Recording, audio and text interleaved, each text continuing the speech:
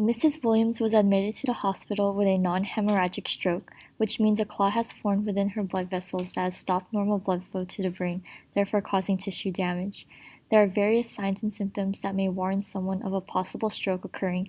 These include lack of sensation or weakness in various parts of the body, such as the face, arms, or legs, especially if it occurs on only one side of the body, troubles with speech, vision, balance and coordination, and a sudden headache. Mrs. Williams presented to the emergency department with both weakness of only the right side of her body as well as slurred speech, both of which are telltale signs of a stroke. She also has a history of type 2 diabetes and hypertension, both of which are factors that can increase one's risk for a stroke. Other risk factors include excessive smoking, drinking, and personal and family history of heart disease. A stroke requires immediate medical attention and treatment, which may include the use of drugs, undergoing medical procedures, or through rehabilitative therapy, all of which aim to help patients recover from any disabilities or losses of function they may have developed from the stroke. Miss Williams came in with right-sided weakness, or hemiparesis, which causes reduced muscle strength and function. It can affect the arms, legs, hands, and face, and may cause difficulty walking, maintaining balance, precision and coordination, grasping objects, and muscle fatigue. Because right-sided weakness is associated with the left brain, there may be trouble with language and speaking as well. Physical and occupational therapists play a huge role in recovery by improving the range of movement. This is done by practicing easy movements with the weakened half of your body.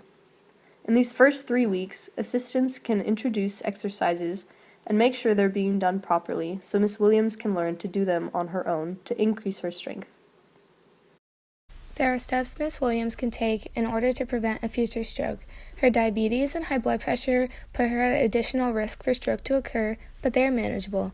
She should continue controlling her diabetes with glucose checks and insulin injections of regular and NPH insulin. She should also continue taking the metoprolol and Coumadin to help her high blood pressure and to prevent future blood clots.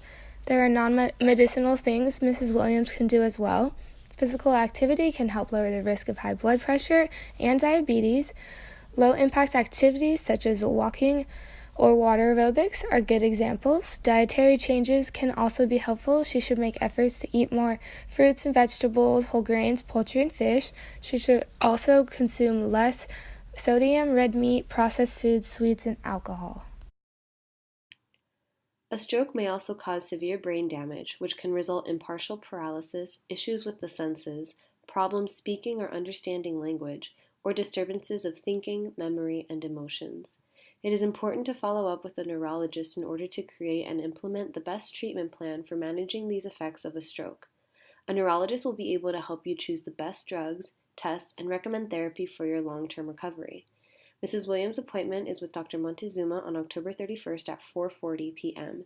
His address is 5500 Campanile Drive, San Diego, California, 92182, and his phone number is 619-594-1234. It is very important that Mrs. Williams follow up with physical therapy.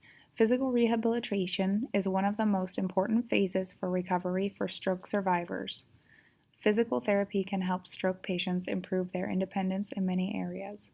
Mrs. Williams suffered hemiparesis with her stroke, so it is likely that she will need physical therapy so that she can begin either caring for herself again or adjusting to her new lifestyle and figuring out with a licensed physical therapist where adjustments in her normal routine should be made.